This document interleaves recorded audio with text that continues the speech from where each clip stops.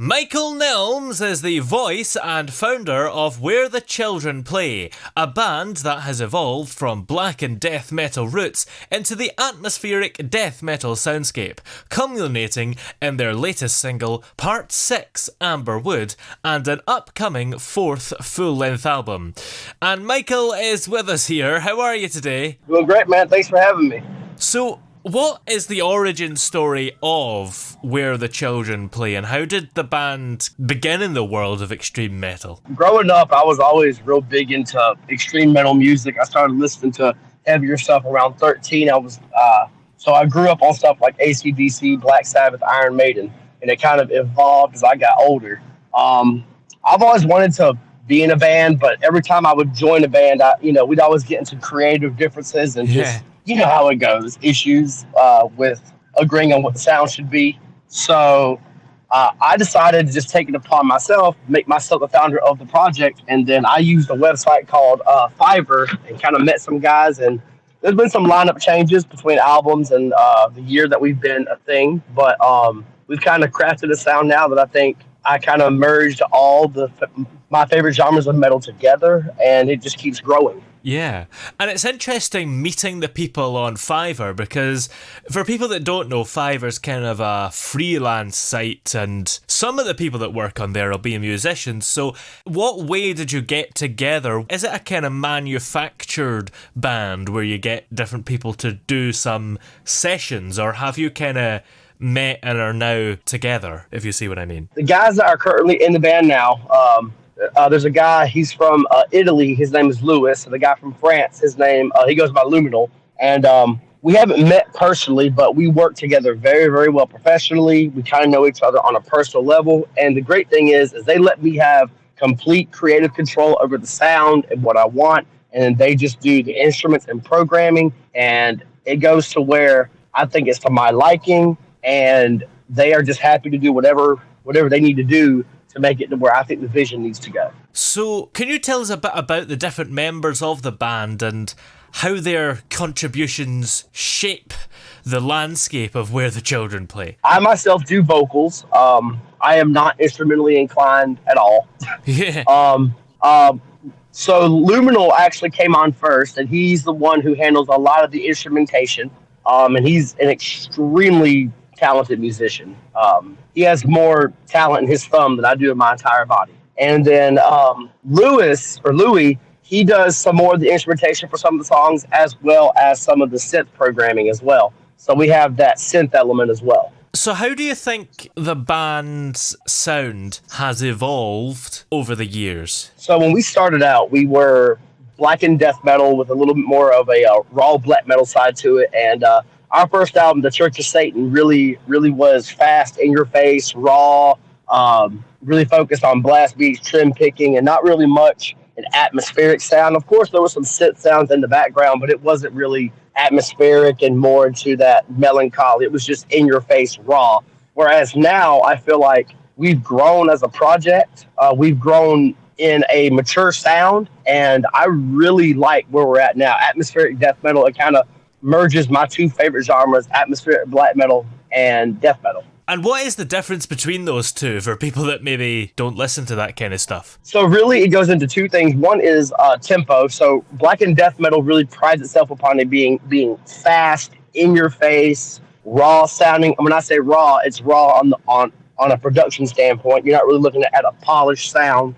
You're looking for more of that dirty undertone versus atmospheric death metal, which is a little bit more, I guess I'd say, a little more melodic, a little bit slower. It's still in your face, but it's a lot more mature, kind of grown up sounding, more leaning towards like your minor keys. What was the creative process behind this evolution, and what was it that inspired you to have this shift in your sound? I've been practicing vocals since I was a young teenager, so I want to say I started extreme vocals at 13, and I kind of got really good at it, and a lot of people told me, hey, you should look at being in a band, and I never thought of even trying, so I knew how much work it would be. Well, last year I finally said, let's try this and just see where it goes. And so I got my guys on Fiverr. We've had about 2-3 lineup changes, and that's okay. You know, bands evolve. Yeah. Some guys come, some guys go. That's just the way it goes. It's nothing personal, all business. You know. Yeah.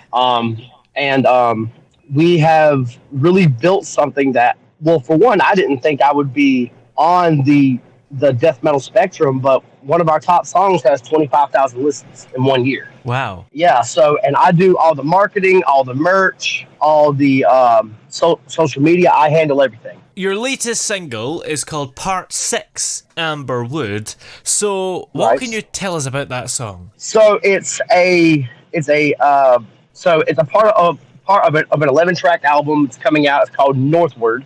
And Part 6, Amber Wood, is kind of in the middle of a story talking about a traveler who is trying to escape winter solitude when at the end of the album he finds out that he's trapped in it, and the only option he has is to die in it. So we're at the part where he is contemplating whether he should keep moving or just end it all there. Why is it Part 6? Are there several parts before and maybe after? Yes, parts 1 through 5 and then 7 through 11. Wow. So we're at the pretty much middle of the album. Does the whole album tell a story and it pays off at the end? Yeah, well, I wouldn't say pays off, but there is an ending, yes. And I have kind of made it to where if we can just build concept albums and tell a story, I think it hooks the listener a lot more to kind of, one, they can kind of get into the mindset of what's going to happen next, and they can play the songs like a movie in their head. Yeah. So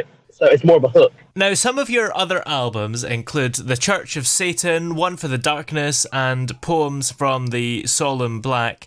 So what was the creative process behind each of these albums? So The Church of Satan was our very, very first act. That was just getting our sound out there. And I just wanted to be as raw and as in your face and just say, we are where the children play and we are here to melt your face off. Yeah. Well, then One for the Darkness was, we're trying to find our sound. I kind of call that our teenage act. So we're trying to figure out who we are, where we're at. You had some old elements, and you also had some of our newer things that kind of sounded like we are now. But we're just, that's kind of the Redheaded Stepchild album, trying to figure out who we are. And that was probably the most pivotal album in our discography.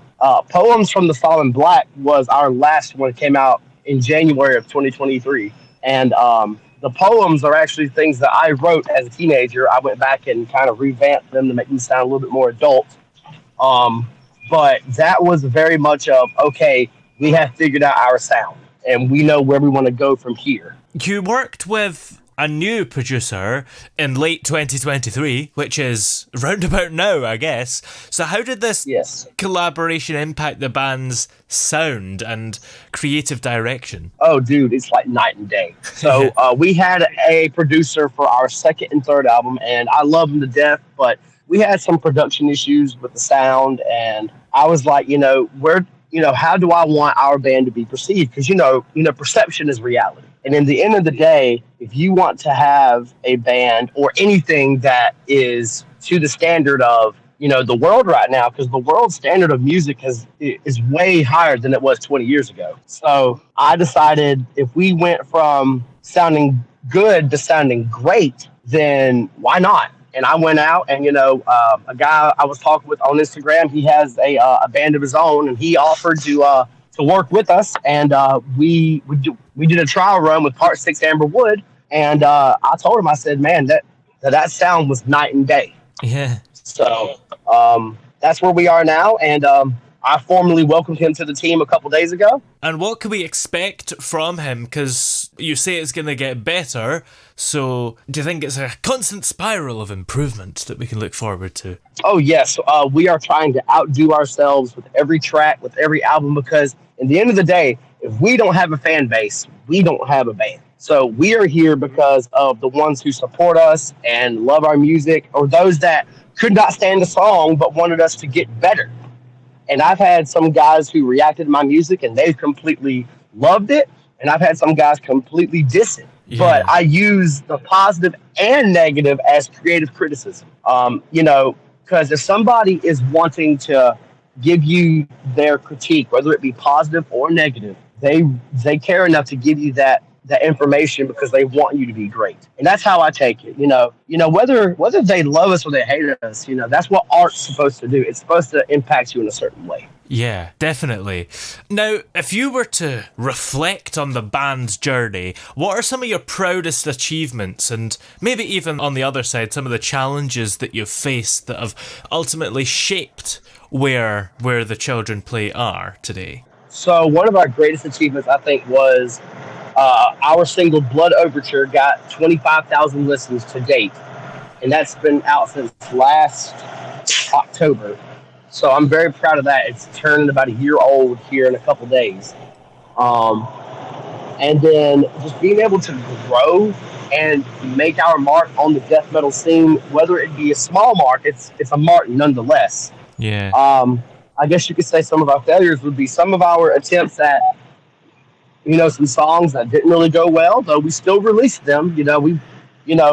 I think every band experiments here and there of what they want to try and sound like. We've had some issues, like I said, with production, and then I had a stint where, I had some family trouble. I lost my father about 3 months ago, and then when tragedy strikes, you either have to work through it or succumb to it, and we've decided to work through it. Your music as well delves into themes of nature, death, winter, night, and solitude. So how does your personal life and experiences contribute to the emotional depth of your music? Well, growing up, I was a big guy into Edgar Allan Poe. Really, really big into romanticism and dark poetry. So I kind of use that as, kind of my themes of can I write my music and separate myself from the music and kind of become an actor. I kind of try and put myself as the person I'm writing about in that scene. So, and I think having that background of loving dark poetry and loving just the serenity of winter, the serenity of night, the serenity of death, because death is always kind of looked at as this bad, macabre thing, when in reality, death is just as beautiful as the birth of a new child. It's just not seen that way because that completes the life cycle. What are your goals and aspirations for Where the Children Play, both in terms of musical exploration and the impact that you hope to have on the audience? So, future goals, we're trying to release this new album hopefully by the end of this year or early next year. And then we're going to start working on our 5th full length, which we've already kind of started building the blueprint for. Not going to get really much into that. So yeah. I want it to be kind of a surprise. It's going to be another concept story, of course. That's what we're going to be kind of sticking with. And then as far as the music scene, one would be to get signed by a record label. We'd love to get signed. So far, we've been autonomous, which I like being autonomous because you have full creative control. But it does help to have that backbone of releasing to a bigger audience. But whether we get signed or not, we're still going to be Where the Children Play. We're still going to be producing music that goes in your face and melts your face off. Yeah. Well, what is coming up in the short term? Do you have any more singles or albums coming up that you're working on? Yes, we have a single I just sent to my producer. It'll be out hopefully at the end of next week. And our 4th full length is entitled Northward. And it will be out, like I said, either at the end of this year or the beginning of next year, just depending on how fast we get music done, vocals recorded, and then mixed and mastered, and then pushed out. And then from there, we're looking at, either doing some collab work or just, going right back to the drawing board and working on our 5th full length. Excellent. Well, where are we able to find all your music and keep up to date with Where the Children Play? So we are on Spotify, we are on Amazon Music, we are on Apple Music, any type of music except for, I think, Pandora. I think we're on every single platform except for Pandora. There was some issues with getting it on Pandora. Oh, right.